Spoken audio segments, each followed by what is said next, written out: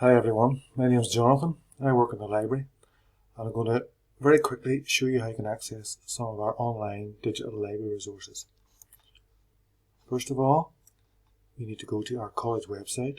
This is assuming you're outside the college and at home. Go to the college website, scroll right down to the bottom,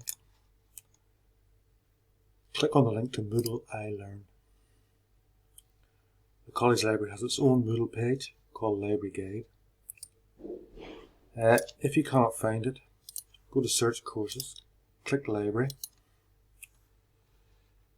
You will find Library Guide. Click on the link.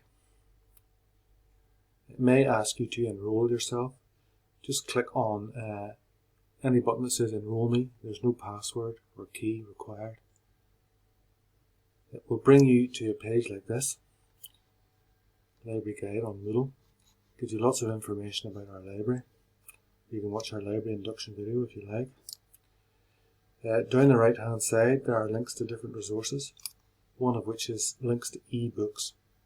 So if you click on the link, this will take you into the college's eBook Central collection.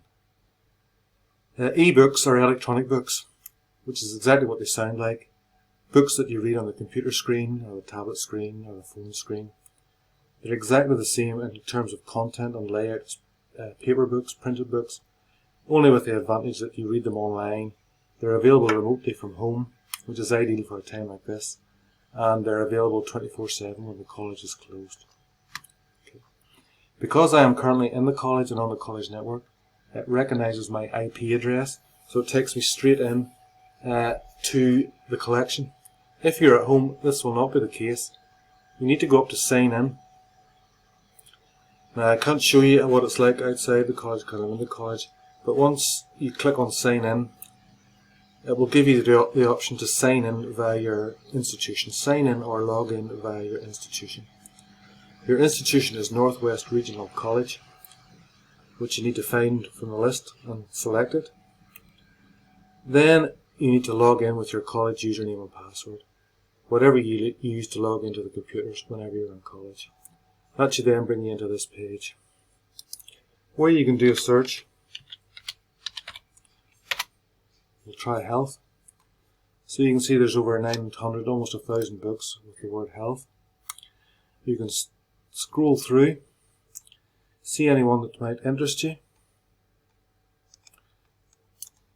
Click on the title of one you want to read. You'll see here that under availability, our institution has access to 9 copies of this book. Okay.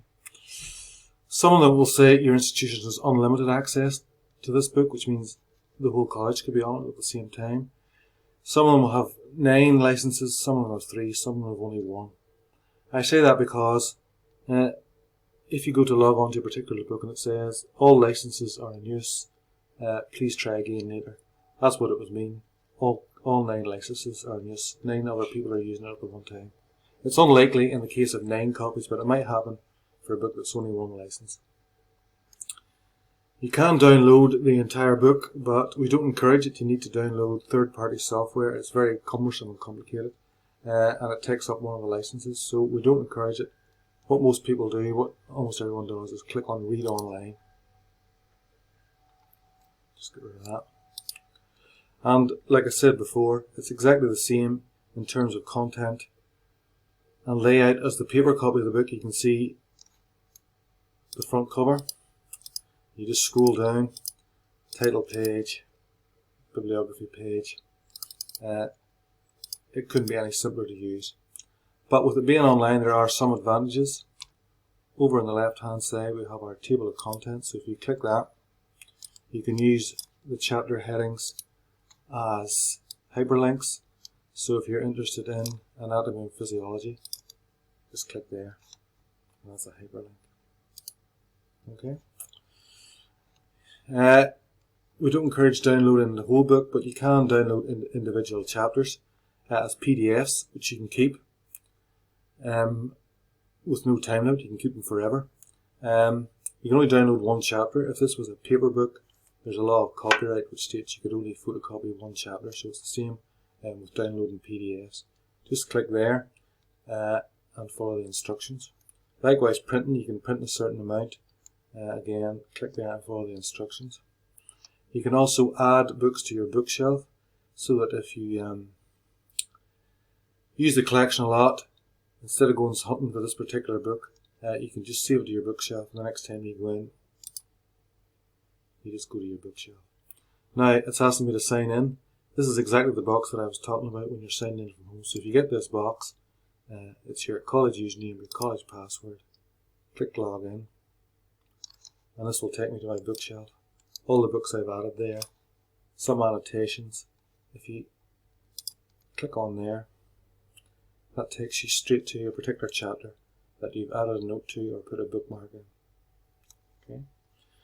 You can also up here zoom out or zoom in, make the text larger or smaller. And here, I'm not sure if you've been introduced yet to the delights of bibliographies and references, but if you do need to cite your work in your bibliography using the Harvard style, you can click this tab here, which is Get Citation, which gives you that particular book in Harvard style, and that's a copy and paste job. Okay. So, that was a very brief run through our eBook Central Collection. It's very easy to use. There's lots of information there. We get thousands of hits every month, so I hope you find it useful. If you're having problems getting access, please contact me, Jonathan Moore. My email is jonathan, jonathan.moore@nwrc.ac.uk, and I'll help with any problems you might have. Thank you.